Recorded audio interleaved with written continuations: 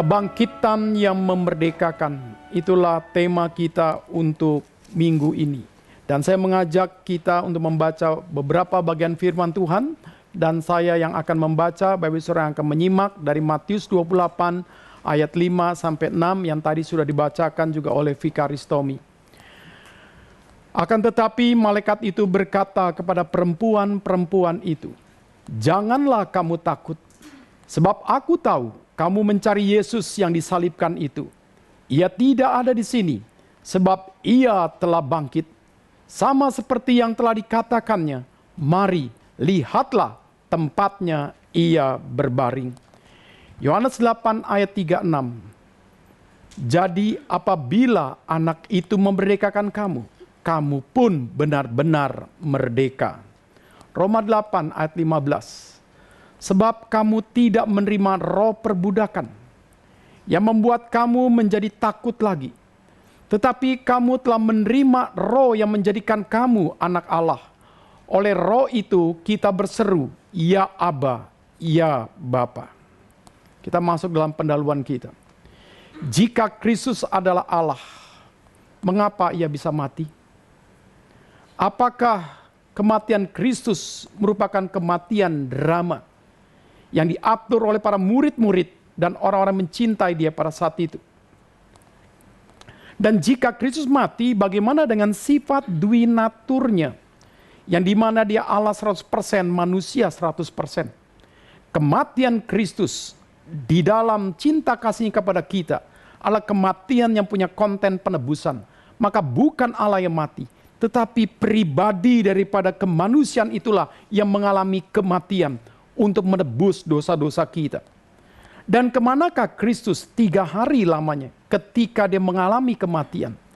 Di dalam 1 Petrus 3 dikatakan dia memproklamirkan kemenangan Injil, menyatakan kebangkitannya kepada roh-roh yang menolak akan siapakah Allah yang benar dalam konteks zaman Nuh pada saat itu. Nah, di sini berarti membuktikan kepada kita dengan jelas bahwa Kristus bangkit sebagai Allah 100%.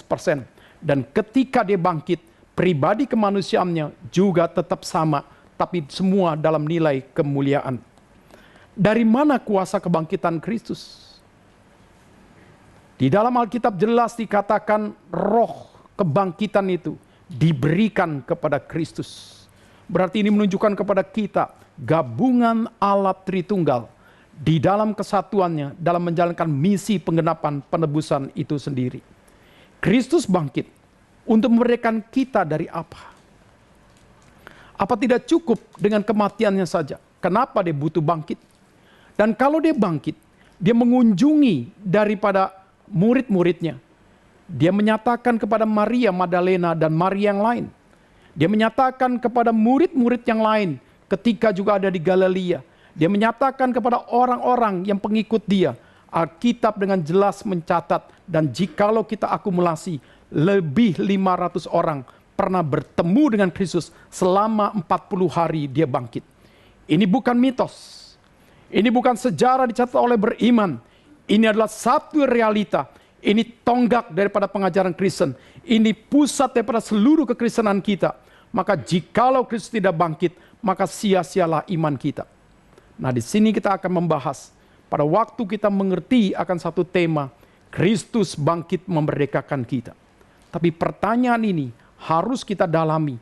Apakah kita sungguh-sungguh sudah merdeka dalam Kristus? Apakah kita boleh sungguh mengalami kemerdekaan secara rohani, juga kemerdekaan secara nilai totalitas kita untuk hidup bagi Kristus? Kita masuk dalam pembahasan kita. Apa yang terjadi dengan alam pada saat Kristus mati dan bangkit? Alkitab dengan jelas mencatat, Allah menyatakan kuasanya melalui daripada alam semesta. Tuhan menyatakan kesedihannya, gerhana total itu terjadi. Tuhan menyatakan akan seluruh nilai daripada penggenapan itu, gempa terjadi.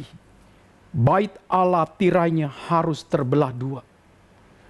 Dan saat dikatakan Kristus juga bangkit, dikatakan juga terjadi gempa yang luar biasa. Ketika Maria Magdalena dengan Maria yang lain mengunjungi Kristus menjelang fajar menyingsing.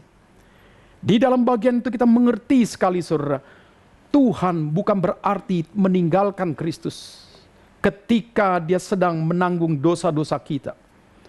Bukan berarti daripada Allah Bapa dan Allah Roh Kudus itu sungguh-sungguh mereka berdiam, tidak.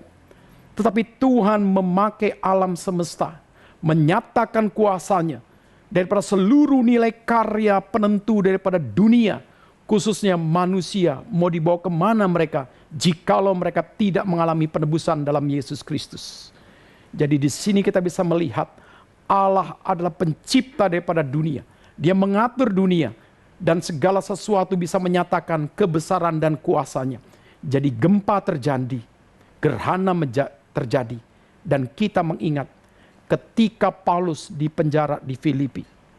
Waktu Paulus dengan Silas sedang berdoa, sungguh-sungguh berdoa dan berdoa, maka dikatakan terjadilah gempa. Maka tembok, pintu penjara semuanya terbuka. Waktu kepala penjara menyangka bahwa Paulus pergi, ternyata dia ada di situ. Hal ini menyatakan satu nilai membuat dia tidak merasa harus punya bersalah.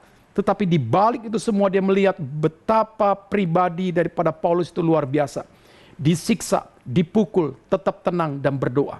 Ketika terjadi gempa, dia tetap ada di situ. Akhirnya Alkitab mencatat, kepala penjara akhirnya bertobat. Jadi di sini kita percaya, saudara, alam semesta bisa mengungkapkan kuasa Tuhan, dan tetapi di dalamnya, jikalau ada kemuliaan di dalam seluruh alam yang menyatakan kuasa Tuhan, ada terjadi pertobatan, itu berarti Allah sedang berkarya. Di dalam peristiwa kematian Kristus, setelah daripada seluruh gerhana dan gempa itu, dikatakan kepala pasukan tentara itu mengakui engkau adalah anak Allah. Engkau sungguh-sungguh adalah Mesias. Nah di situ saudara, apa bedanya? Orang merespon gempa akhirnya mengalami ketakutan, takut mati. Tapi di dalam peristiwa di mana Allah berkarya melalui daripada seluruh daripada peristiwa salib, justru di baliknya terjadi pertobatan. Jadi kita nggak boleh menganggap bahwa semua alam semesta ketika bergejolak ini kutukan. Ini bentuk dalam sesuatu yang menakutkan. Ya, menakutkan. Tapi di balik itu, pernahkah kita berpikir Tuhan sedang memunculkan umat-umat pilihannya di dalam setiap peristiwa. Dan ini terjadi pada waktu Kristus mati dan bangkit. Pertanyaan kita selanjutnya, apa yang terjadi dengan kondisi murid-murid Kristus, dengan pengikut-pengikut yang lain seperti Maria Magdalena dan Maria yang lain ketika Kristus mati dan bangkit? Alkitab dengan jelas mencatat, ketika Kristus ditangkap di Taman Getsemani, ketika Kristus menyerahkan dirinya seperti seekor gembala yang akan disembelih, dia tidak melawan, dia menyerahkan dirinya. Alkitab dengan jelas mengatakan, murid-murid Tuhan Yesus semuanya menyelamatkan diri. Palam Tuhan sudah mengingatkan kepada murid-murid untuk waspada dan berdoa, karena imanmu akan digoncangkan. Apakah perkataan Tuhan ini tidak mereka dalami? Dan kenapa ketika Tuhan disalib mereka tidak dampingi? Hanya satu murid mendampingi, yaitu Yohanes. Dan Tuhan juga berkata kepada Petrus, engkau akan ditampi. Engkau harus siap. Dan Petrus mengatakan dengan kekuatan pengetahuan dia bahwa dia tidak akan lari meninggalkan Kristus. Demikian pun beberapa murid yang lain. Dan disinilah kita tahu akhirnya Petrus menyangkal Tuhan Yesus 3 kali. Di dalam cerita ini kita mengerti saudara, manusia kadang-kadang pengetahuannya mendahului daripada realita, daripada pembuktian imannya. Petrus dengan murid mengatakan, aku tidak akan meninggalkan engkau Tuhan. Sekali-sekali aku tidak akan meninggalkan engkau. Aku akan selalu bersama dengan engkau. Luar biasa. Janji daripada seluruh kasih setia dia kepada Tuhan. Tapi pada waktu realita melihat Kristus ditangkap dan dicambuk dan dihina dan dicaci maki, dia menyangkal daripada seluruh daripada Tuhan Yesus adalah Tuhan dan Juru Selamatnya. Nah di sini kita belajar bagaimana pengetahuan kita adalah selaras dengan apa yang kita hidupi. Jikalau kita punya pengetahuan teologi begitu hebat, Tetapi di dalam pembuktiannya kita gagal. Itu membuktikan kita mengerti akan teologi, tapi kita lupa menghidupi. Kita lupa mengkaji, kita lupa merefleksikan jikalau itu terjadi dalam realita, bagaimana semua teologi itu menjadi teologi hidup dalam kehidupan aku. Nah, di sini kita melihat Kristus mati. Sudah kita bahas semuanya dalam peristiwa yang kita rayakan dalam Jumat Agung. Dan ketika Kristus mati, 3 hari Alkitab mencatat, ada respon, ada reaksi daripada murid-murid Tuhan. Dan kita melihat bagaimana murid-murid pasti mengalami kesedihan selama 3 hari. Mereka mengalami hati yang begitu sangat seperti terpukul, teriris. Bahkan dikatakan murid-murid berkumpul, mereka mengunci pintu, mereka ketakutan, mereka cemas. Dan ketika Maria dan Magdalena dengan Maria yang lain mengunjungi kuburan Yesus, Alkitab mencatat gempa, menyatakan sesuatu peristiwa yang baru. Malaikat turun daripada surga, terjadi gempa, dan malaikat duduk di atas daripada batu yang penutup daripada kubur kosong itu. Dan ketika malaikat itu menyatakan kehadirannya, Alkitab mencatat pada saat itu penjaga kuburan Kristus mengalami ketakutan dan seperti orang mau mati saja. Tidak bisa berkata apa-apa. Dan kehadiran malaikat itu bukan kehadiran untuk menakutkan, untuk menghukum, tapi kehadirannya menyatakan kebangkitan Kristus. Maka ketika Maria ada di situ beserta dengan Maria yang lain, malaikat berkata, "Apa yang kau cari, Maria?" Kristus telah bangkit seperti apa yang pernah dikatakannya.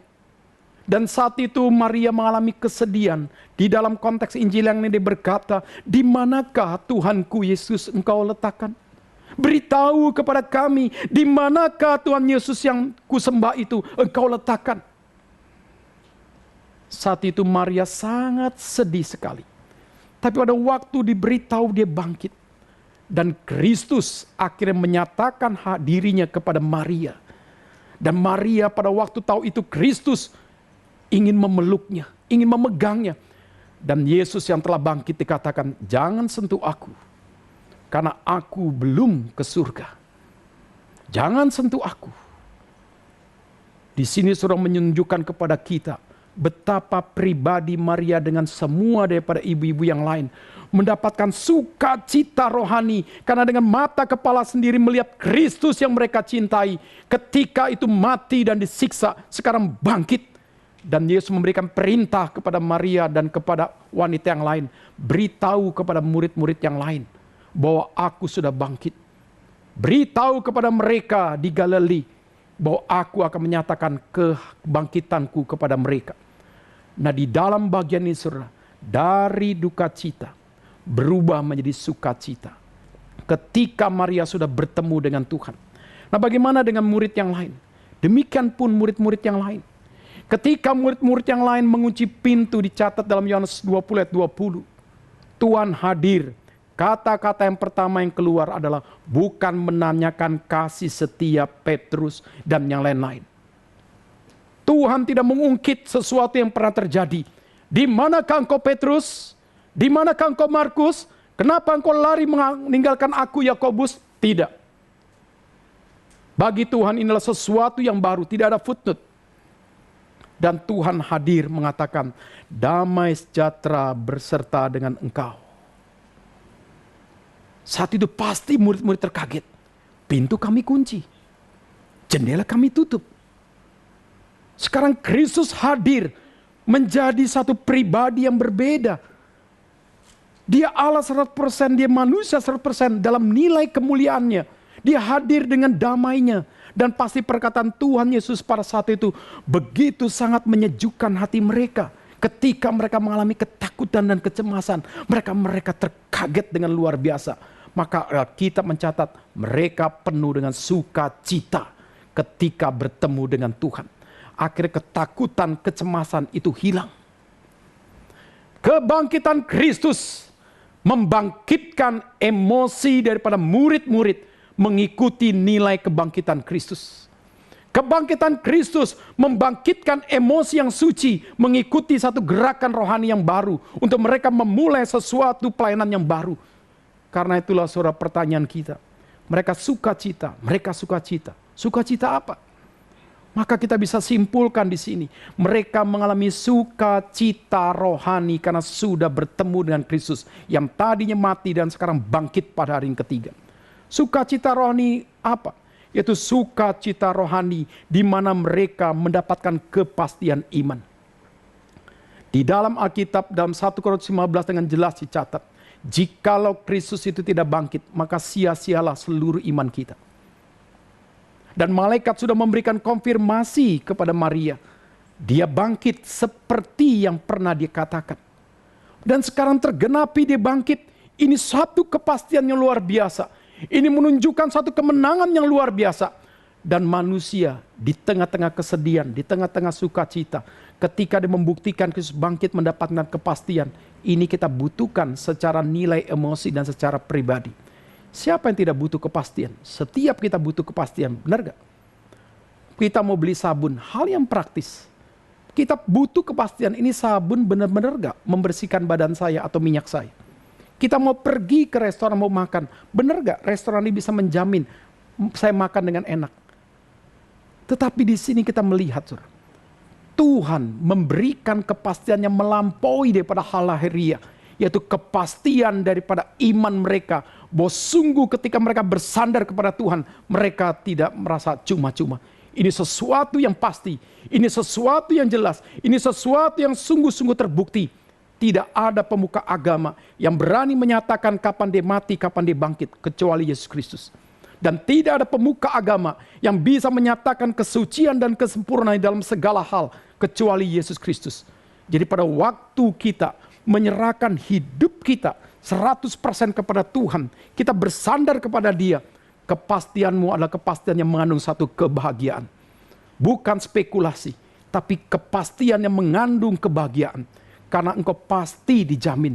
Pada waktu Tuhan berkata, apabila kita boleh sungguh-sungguh percaya kepada Dia, dan kita sudah diserahkan oleh Allah Bapa di tangan Kristus, maka tidak ada kuasa manapun juga yang bisa merebut kita daripada Tuhan Yesus. Dan Tuhan mengatakan kita pasti akan di surga bersama dengan Dia.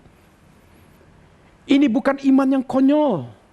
Ini bukan kepercayaan yang sia-sia. Ini bukan sesuatu euforia rohani yang tanpa nilai bukti. Alkitab dengan jelas mengatakan sukacita rohani daripada murid-murid dan pengikut yang lain. Ini satu fakta sejarah. Membuat mereka akhirnya siap untuk berani mati bagi Kristus. Mereka tidak boleh takut lagi dengan orang Yahudi. Mereka tidak boleh lagi cemas dengan ancaman-ancaman. Akhirnya kebangkitan Kristus mengubah hidup mereka menjadi berani bagi Tuhan.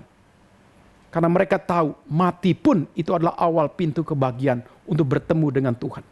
Yang kedua, kita melihat ada sukacita rohani karena mereka mendapatkan pengharapan yang baru. Ternyata sumber pengharapan mereka Kristus sekarang sudah bangkit.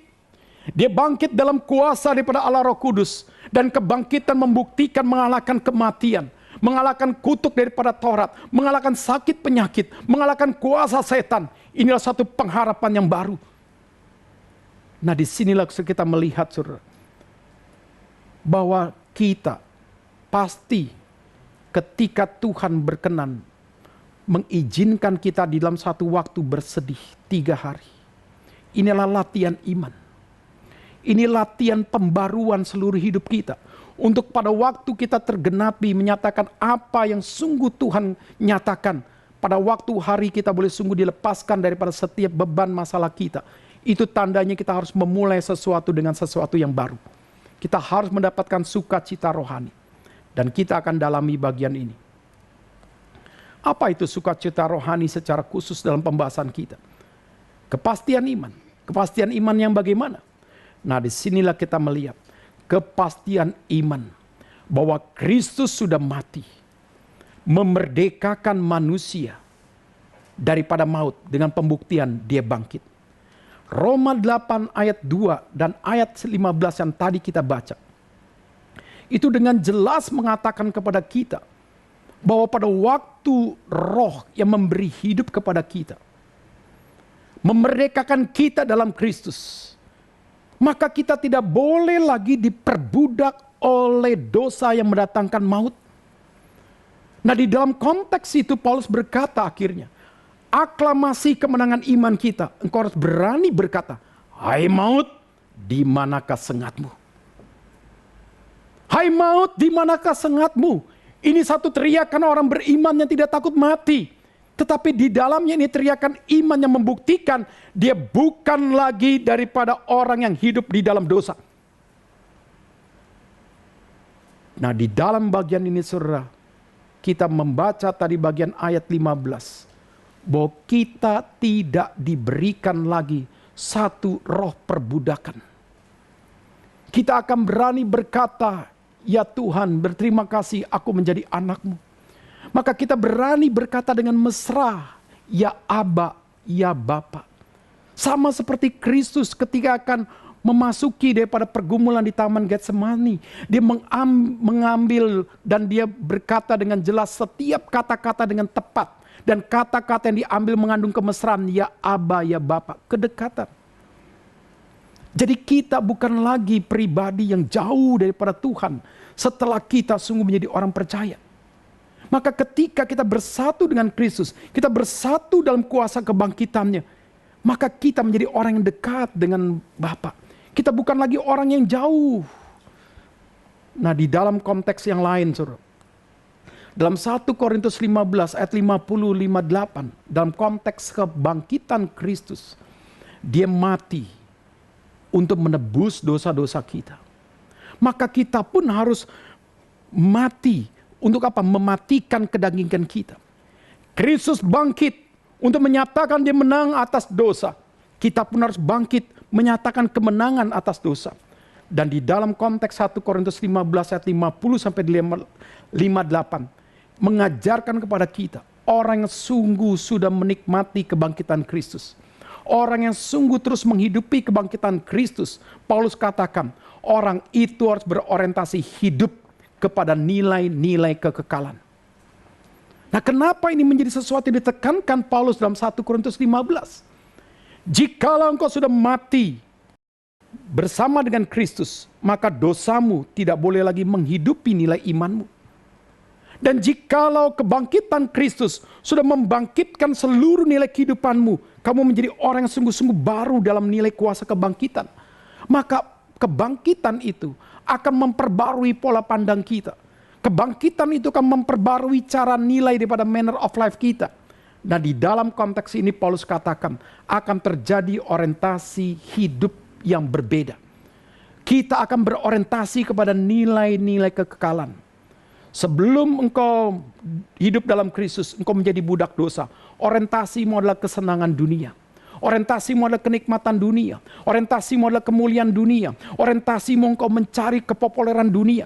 Tapi setelah engkau di dalam Kristus, seluruh orientasi yang berpusat kepada diri, orientasi berpusat kepada kemuliaan diri harus berubah. Yaitu berubah dalam nilai kekekalan.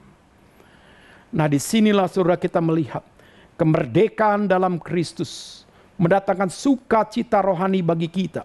Ternyata saudara menekankan kepada kita, apakah kita boleh sungguh sudah menjadi orang Kristen yang berorientasi kepada kekekalan?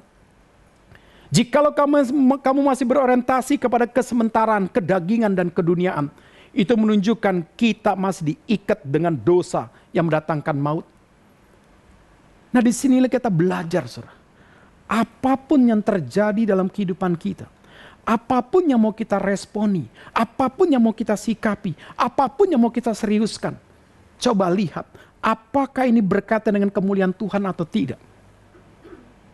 Kalau ini berkaitan dengan kemuliaan Tuhan, di situ berarti mengajarkan kepada kita untuk kita kerjakan dengan serius. Tapi apa yang kita katakan, apa yang kita perbuat, kalau tidak punya nilai kekekalan, kairos, hanya sesuatu yang kita kerjakan mencari kepuasan diri kita, kepuasan politik kita, kepuasan kekuasaan kita, kepuasan kenikmatan kita, itu adalah sesuatu bukan diri kita lagi. Nah, di dalam konteks ini Paulus katakan itu bukan manusia kita lagi yang baru dalam Kristus. Kita harus berorientasi kepada sesuatu yang bernilai kekal. Karena itulah bagian Alkitab mengatakan, janganlah kita hanya mencari perkara-perkara dunia yang sia-sia. Mari kita mencari dan mengerjakan perkara yang besar untuk kerajaan Allah. Nah, ini mengajarkan kepada kita Paskah. Harus ada sesuatu komitmen yang baru. Maka Paskah ada diidentikan dengan telur. Telur jangan diidentikan untuk dimakan. Telur identikan ada sesuatu generasi yang baru. Jadi dalam bagian ini saudara kita belajar. Bagaimana orientasi hidup kita. Ketika engkau sekarang ada. Dalam nilai tanggung jawabmu sebagai seorang ayah, seorang ibu, sebagai seorang anak. Bisakah seluruh nilai apa yang kau kerjakan dikaitkan dengan nilai kekekalan? Karena Alkitab dengan jelas menyatakan dalam 1 Korintus 15 ayat 50 sampai 58 ini. Semua punya nilai berkaitan dengan kekekalan. Karena itulah dilanjutkan lagi. Dalam orientasi hidup kita yang punya nilai kekekalan. Selalu harus punya orientasi kemenangan iman. Yohanes 8 ayat 32 dan 36 yang tadi kita baca. Yesus berkata kepada orang Yahudi sebelum dia mati dan bangkit. Yesus berkata kepada mereka bahwa mereka harus mengerti tentang satu kebenaran. Jikalau kamu mengerti kebenaran, maka kebenaran itu akan memerdekakan kamu. Dan jikalau kamu mengerti siapakah aku sumber kebenaran yang akan memerdekakanmu, maka engkau harus merdeka. Jawaban orang Yahudi dengan sombong, kami keturunan Abraham. Kami tidak perlu dimerdekakan, kami orang pilihan. Kami tidak pernah menjadi budak siapapun juga.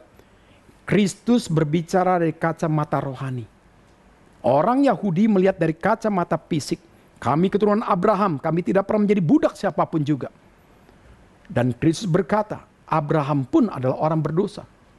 Yang membutuhkan satu pembenaran daripada Tuhan. Dan setelah itu saudara, di dalam konteks yang lain Tuhan berkata, Tuhan Yesus kepada mereka, jikalau kamu mengaku keturunan Abraham, pasti kamu akan mengerjakan hal-hal yang dikerjakan oleh Abraham, yaitu mempersiapkan Mesias yang sejati. Tapi kenapa kamu ingin membunuh aku? Kenapa engkau ingin membunuh aku? Ini menunjukkan kepada kita kebanggaan secara fisik, kebanggaan secara rohani. Mereka keturunan Abraham, tapi mereka tidak mengerti kenapa mereka harus bangga jikalau mereka punya Bapak Abraham. Karena itulah Kristus langsung menohok mereka. Jikalau engkau bangga keturunan Abraham, kenapa engkau ingin membunuh aku? Ini ingin menunjukkan kepada mereka, kamu masih diikat dengan dosa, hai orang Yahudi. Hai engkau ahli Taurat, engkau masih diikat dengan dosa. Engkau iri, engkau marah terhadap aku, maka engkau ingin membunuh aku. Engkau tahu kebenaran, tapi engkau tidak menghidupi kebenaran. Engkau tahu kebenaran, tapi kebenaran di luar daripada dirimu. Jauh. Kenapa? Karena engkau masih menyimpan kebencian sampai engkau ingin membunuh aku. Dengan kata lain, mereka belum punya kemenangan iman. Tapi dalam 1 Korintus 15 ayat 57. Ya tadi 50, 51, 52, 53, 54, 57. Di dalam konteks kebangkitan mengatakan kita harus mengucap syukur karena Kristus sudah memerdekakan kita. Berarti peta rohani kita, di dalam peta emosi dan hati kita, tidak ada lagi menyimpan peta kebencian, marah kepada orang lain. Iri kepada orang lain, tidak ada. Yesus dalam khotbah di bukit menegur orang yang begitu dengan kusuk beribadah. Dan Tuhan berkata, tinggalkan seluruh niat ibadahmu. Berdamai dulu dengan orang yang engkau benci. Selain itu engkau beribadah. Di dalam surat Malaki, bagian-bagian surat yang terakhir perjanjian lama, Tuhan menyatakan kemarahannya kepada para imam. Karena membiarkan orang-orang mempersembahkan korban untuk Tuhan dengan cacat, tidak sempurna. Terakhir Tuhan marah kepada imam karena tidak menjunjung tinggi daripada nilai supremasi kesucian Tuhan dalam ibadah.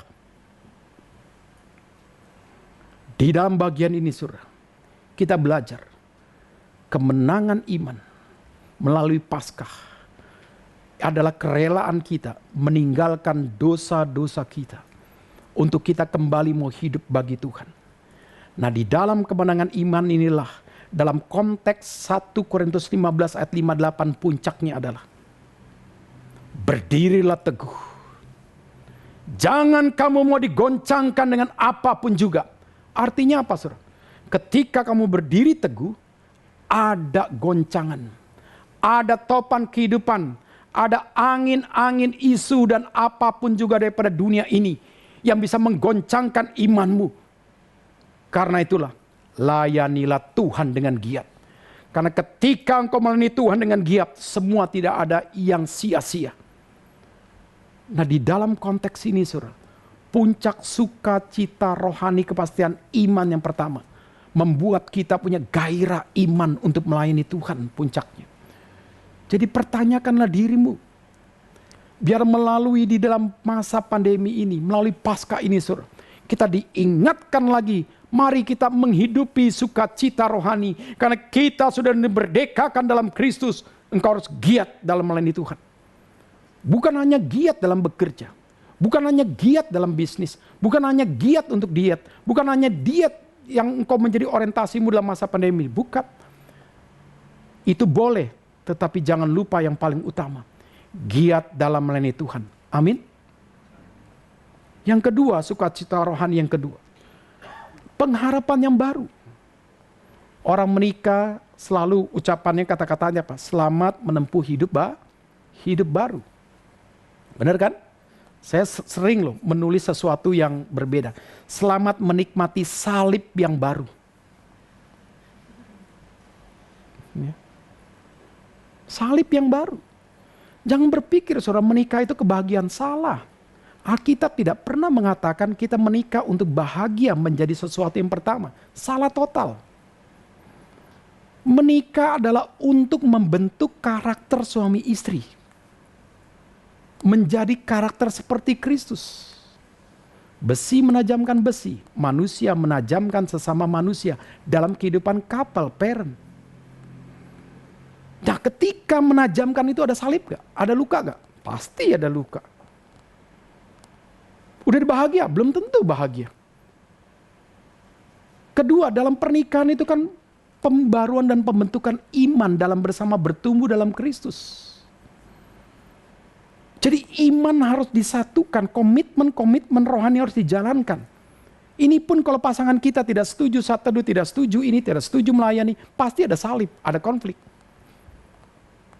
Apalagi dikatakan kita harus melayani Tuhan ya, Pak ya, iya udah nikah, no. Ini pasti kita sedih. Dulu kata yes, ya sayang, ya sekarang nggak ada kata sayang, pergilah kamu sendiri. Nah, jadi saudara, banyak hal yang kita perlu mengerti, saudara. Di dalam pernikahan ketika kita punya pengharapan baru, ketika pengharapan itu orientasinya semua kepada Kristus, maka engkau punya orientasi yang baru, engkau punya pengharapan yang baru. Nah, kita masuk dalam pembahasan kita. Pengharapan yang baru dalam konteks kebangkitan adalah bersifat eskatologis. Roma 8 ayat 18. Roma 8 ayat 30. Ini konteksnya kita sering ambil di dalam ayat 28. Allah turut bekerja untuk mendatangkan kebaikan bagi kita yang sungguh-sungguh mengasihi Dia. Tapi secara konteks dikatakan, kita sesudah mengalami kebangkitan dalam Kristus, maka kita tidak menganggap penderitaan-penderitaan di dunia ini sesuatu yang besar. Kita tidak menganggap hal-hal kesedihan, hal-hal pergumulan kita di dunia sesuatu yang besar. Kenapa? Karena ayat 18 mengatakan, dengan kita sudah dalam Kristus, kita sudah bangkit dalam Kristus, maka kemuliaan Tuhan, yaitu Kristus yang sudah bangkit, Dia akan datang kedua kali. Itulah menjadi sesuatu orientasi aku. Akhirnya aku terikat dengan kemuliaan itu, yaitu kemuliaan eskatologis. Jadi pengharapan kita adalah pengharapan bagaimana hidup kita yang lemah, hidup kita yang terbatas, hidup kita yang mungkin banyak kekurangan. Tetapi kita mengharapkan kita boleh dipakai Tuhan untuk menyatakan kemuliaan-Nya. Kita mengharapkan kita boleh dipakai Tuhan menggenapkan kemuliaan-Nya. Sehingga pada waktu kita punya pertemuan yang indah dengan Tuhan, ada warisan yang kita bawa kepada Tuhan ketika kita hidup. Kenapa? Karena pengharapan kita bukan lagi uang banyak. Pengharapan kita bukan lagi mobil, bukan rumah, bukan hal-hal daripada dunia. Ternyata saudara, pengharapan kita berorientasi kepada kemuliaan Tuhan. Nah, waktu kita hidupnya berorientasi kepada kemuliaan Tuhan, disitulah kita akan diberikan hati yang cukup. Kenapa? Karena ketika kita hidup dalam Kristus, dan Kristus memenuhi seluruh kehidupan kita, kebenarannya ada dalam kita, dan kebenarannya selalu memerdekakan kita. Salah satunya, memerdekakan kita dari sungut-sungut. Memerdekakan kita dari hal-hal ambisius-ambisius yang belum disucikan.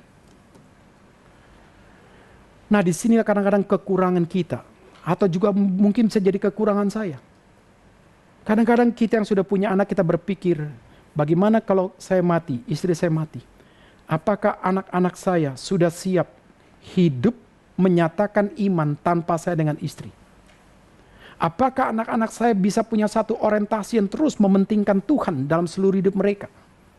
Apakah anak-anak saya pada waktu mereka besar, mereka bekerja, mereka punya uang, mereka punya gaji, mereka punya jabatan, apakah berorientasi tidak kepada kemuliaan Tuhan? Tidak. Itu adalah pertanyaan-pertanyaan yang kadang-kadang mengkhawatirkan dalam diri saya. Maka saya selalu mendisiplin anak saya untuk bagaimana selama saya hidup dengan istri saya hidup, mereka harus belajar mengutamakan Tuhan dalam nilai kemuliaannya. Itulah warisan yang harus saya berikan kepada mereka. Karena ada satu ketakutan, ada satu kekhawatiran dalam diri saya. Tetapi harus berbuah kekhawatiran ketakutan itu menjadi sesuatu yang baik untuk mereka meraih hidup dalam nilai kemuliaan Tuhan. Jadi pengharapan eskatologis. Inilah pengharapan untuk orang yang sudah mengalami kemerdekaan dalam Kristus. Bukan pengharapan yang sifatnya hanya sesuatu yang bisa dinikmati setelah itu hilang. Bukan. Tapi pengharapan eskatologis yang menghasilkan satu warisan iman untuk hidup kita dibawa dalam nilai kekekalan. Yang kedua, kita melihat surat pengharapan baru ini. Itu mengarah untuk kita tidak boleh lagi hidup dalam sia-sia. Jadi pengharapan baru ini memerdekakan kita dari hidup kesia-siaan. Salomo sudah berkata dalam Pengkhotbah 1 ayat 2, segala sesuatu sia-sia jikalau tidak dikaitkan dengan kemuliaan Tuhan.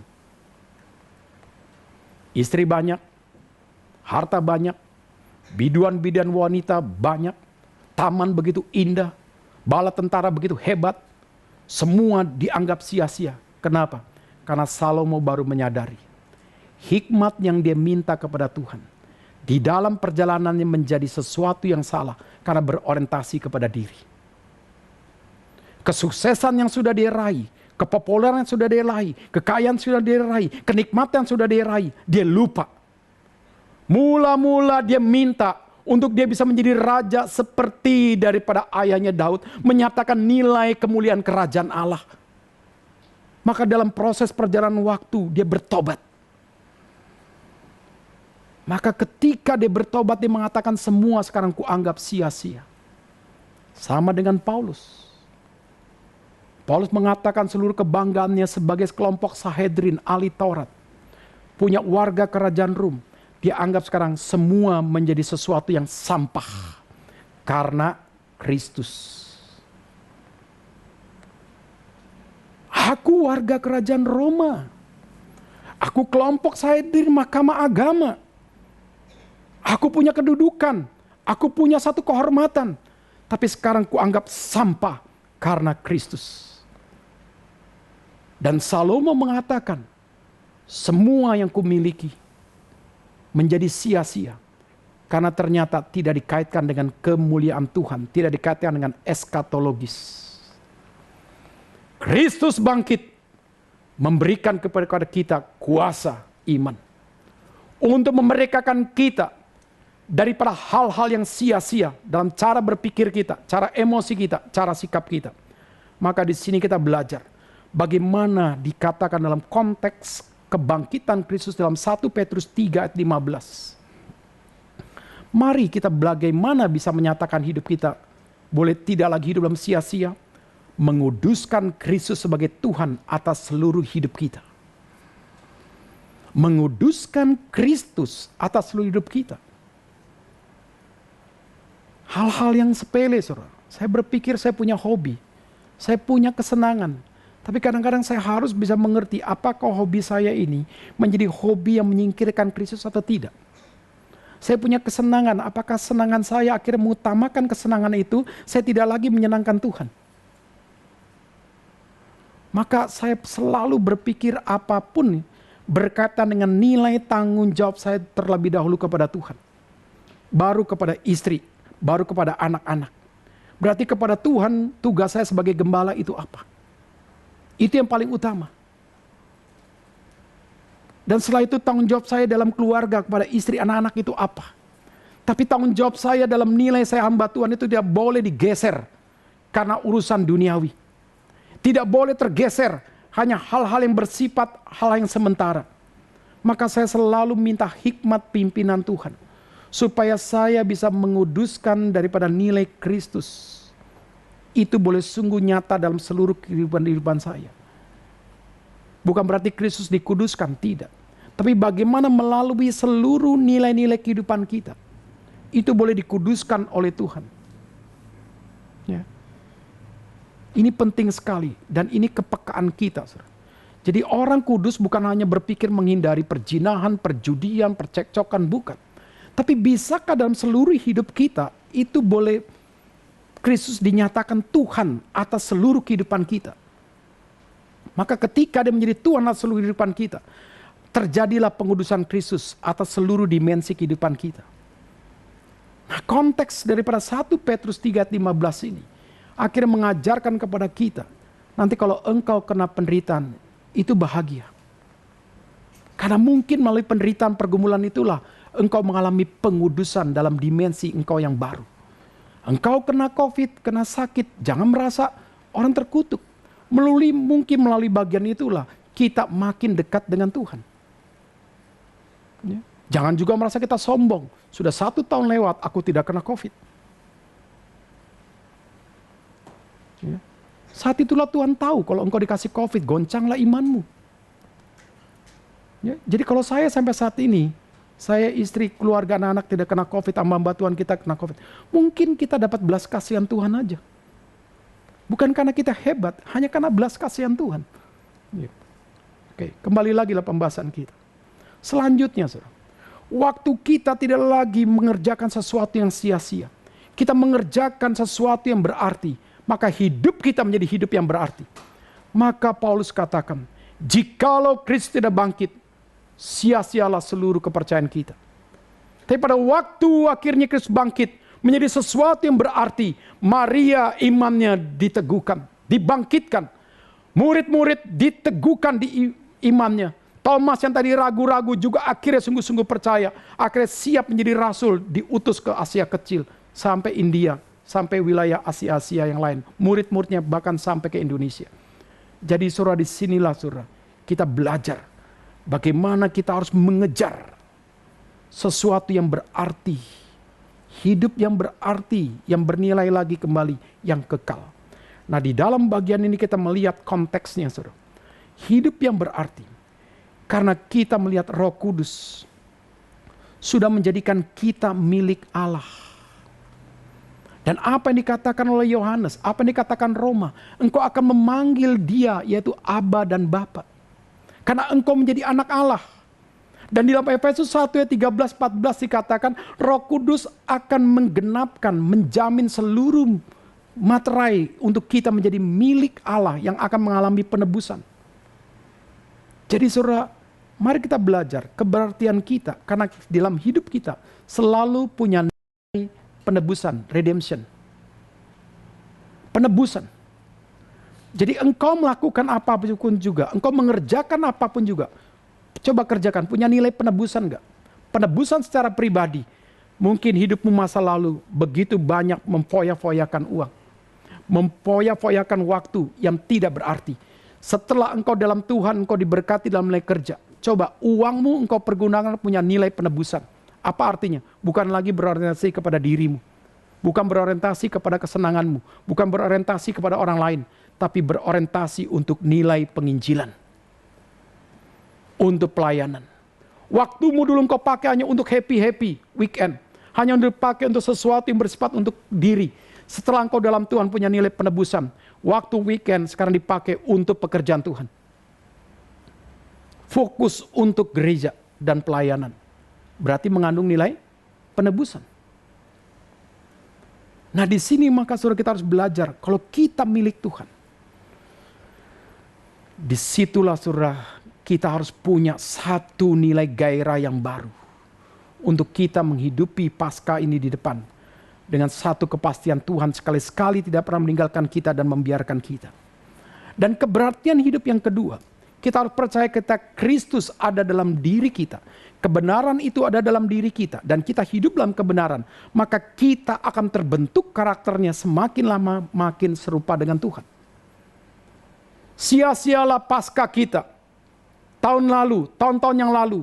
Jikalau karakter kita makin buruk, makin rusak. Sia-sialah kita melewati pandemi ini. Jikalau kita tidak punya karakter-karakter yang baru sesuai dengan Kristus. Sia-sialah kita melewati pandemi ini. Ternyata muncul karakter-karakter kita yang justru kelemahan kita. Kita menjadi orang yang takut. Kita menjadi orang yang khawatir. Kita menjadi orang yang terbelenggu. Bukan berarti kita langsung mencoba diri. Mau mati. Tidak. Di WA yang dikirim di grup daripada alumni, ada orang sakit di Amerika kena COVID. Dia berhasil dalam nilai kerjanya.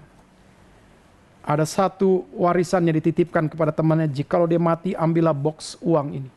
Setelah itu engkau pergilah ke pusat kota New York dan engkau bagikan semua uang itu. Ternyata 2 teman sahabatnya setelah dia meninggal, saudara, mengambillah box itu dalam plastik yang begitu besar. Dan dia menggenapkan pesan daripada temannya. Bahwa segala sesuatu tidak akan aku bawa. Maka apa yang aku simpan, engkau harus bagi kepada orang lain. Dan ternyata benar. Setelah dia meninggal, diambil, dibagi-bagi orang lain. Kita mati. Kita nggak bawa apa-apa. Mati kita kalau dalam Kristus adalah mati membahagiakan. Bukan setelah ini mati cepat ya Pak Tumpal ya. Bukan. Jadi kita nggak pernah takut dengan kematian. Kita akan berani berteriak sama seperti Paulus. Hai maut, di mana sengatmu?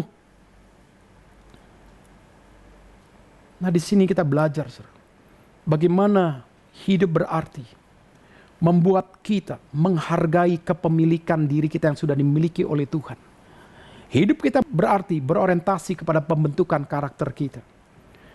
Terakhir, refleksi iman. Apakah kita sudah sungguh-sungguh merdeka dalam Kristus? Hanya kita pribadi lepas pribadi yang bisa menjawab. Baik Anda di rumah, ada tempat-tempat yang lain. Hanya engkau yang tahu. Masihkah engkau terikat dengan kelemahanmu? Masihkah engkau terikat dengan dosa-dosa masa lampaumu? Masihkah engkau terikat dengan beban-beban kesenangan daripada dunia? Hanya engkau yang tahu. Apakah kita sungguh-sungguh memiliki sukacita rohani dalam Yesus Kristus? Karena kita punya pengharapan yang baru. Kita punya jaminan yang baru dalam Kristus yang membuat kita sekarang menjadi orang yang dinamis dalam mengikuti pimpinan Allah Roh Kudus. Untuk kita berani melayani Tuhan. Apakah kita sungguh-sungguh sudah mengarahkan seluruh hidup kita pada orientasi kekekalan Tuhan? Atau kita sekarang berorientasi hanya untuk diri? Kita hanya berorientasi kepada hal-hal yang bersifat duniawi. Yang tahu ini semua menjawab adalah dirimu. Jikalau engkau akhirnya berkata, Tuhan di sini aku. Ampuni aku Tuhan karena selama hidup ini, selama pandemi ini. Aku hanya berorientasi kepada kesehatan diri. Aku lupa berorientasi kepada kesehatan rohaniku. Aku hanya berorientasi kepada ekonomi diri, ekonomi keluarga. Lupa berorientasi untuk pekerjaanmu ya Tuhan. Ampuni aku ya Tuhan. Dan juga melalui pandemi ini Tuhan, aku justru berorientasi kepada kesenangan dunia. Aku melakukan banyak dosa, memboroskan banyak waktu. Aku melupakan hal-hal kesucian. Aku melupakan hal kemuliaan-Mu Tuhan. Ampuni aku. Dan yang keempat, apakah kita sungguh-sungguh sudah menguduskan Kristus sebagai Tuhan atas seluruh hidup dimensi kita? Apakah Tuhan sudah bertata atas bisnismu? Apakah sudah Tuhan bertata atas seluruh pekerjaanmu? Apakah Tuhan sudah bertata di atas keluargamu? Apakah Tuhan sudah bertata dalam seluruh nilai hobimu, relasimu, komunitasmu?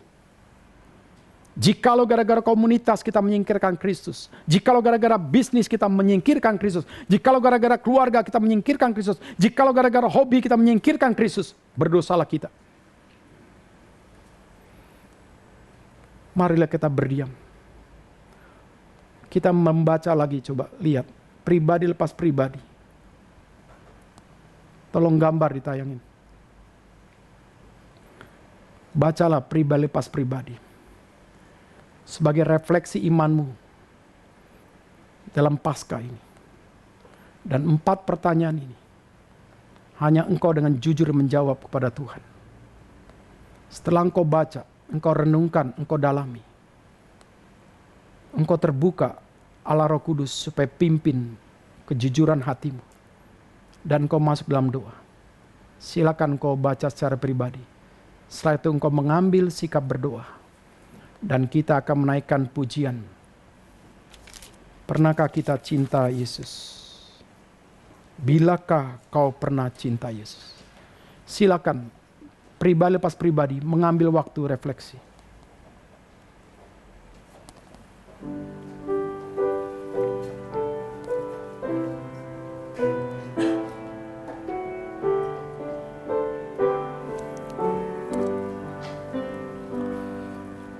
Bila kau pernah cinta Yesus, mengapa tak cinta Dia sekarang? Meski kau telah menjauhkan Dia, kasih-Nya tak berubah.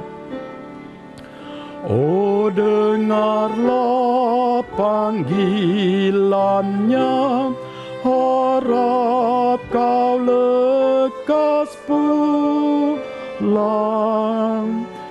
Bila kau pernah cinta Yesus, haruslah lebih cinta. Mengambil saat teduh semuanya.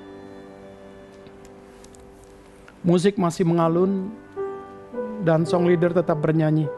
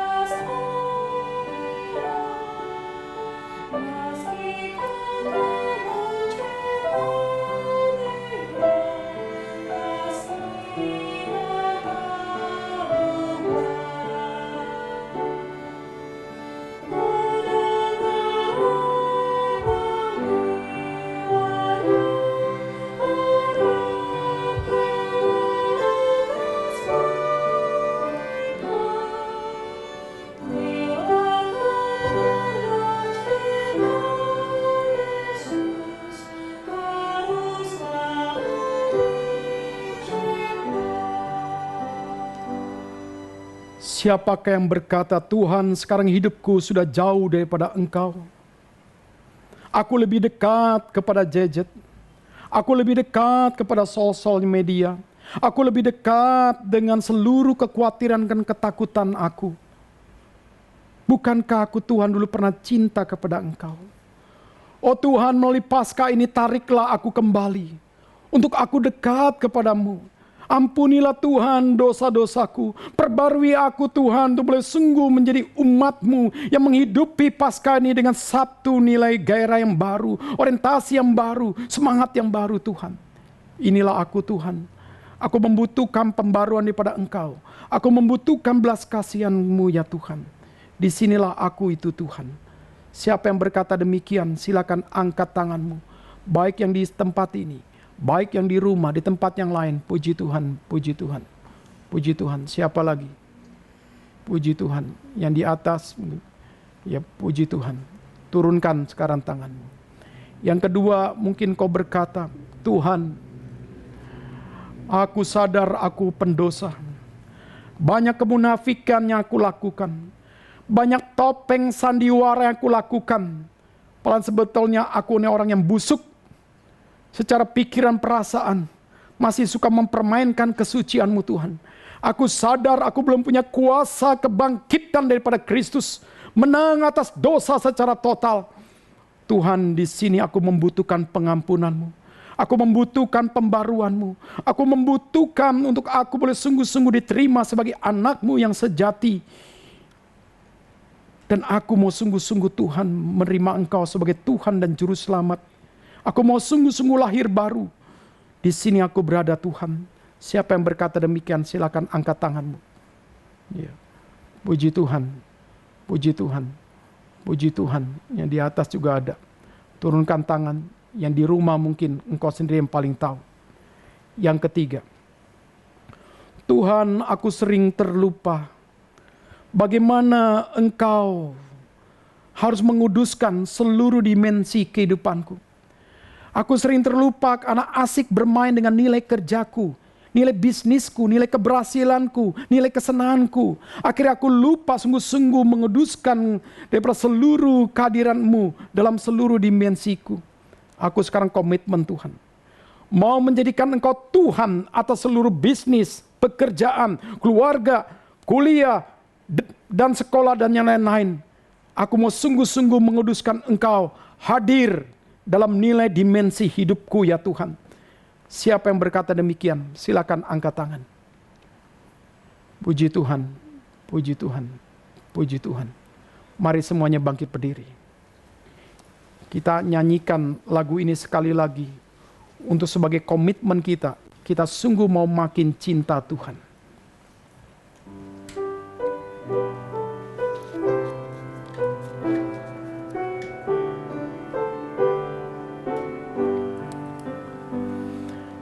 Bila kau pernah cinta Yesus, mengapa tak cinta Dia sekarang? Meski kau telah menjauhkan Dia, kasih-Nya tak berubah. Oh, dengarlah panggilan-Nya, harap kau lekas pulang. Bila kau pernah cinta Yesus, haruslah lebih cinta